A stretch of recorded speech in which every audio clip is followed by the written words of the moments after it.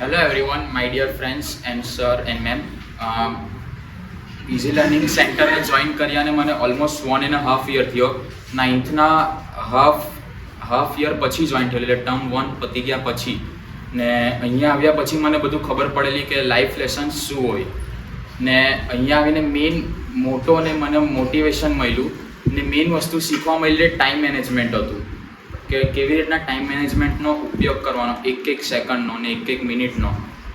આના કારણે લાઈફમાં બહુ બધું થયું.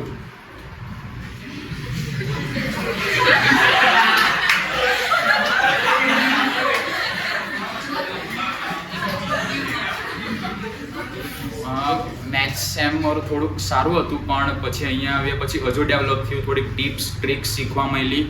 ઇંગ્લિશ એસેસમાં મેમરી ટેકનિક થોડુંક યુઝ કર્યું, તે બી સારું થયું, ઇઝીલી યાદ રહી ગયું. ને થેન્ક યુ.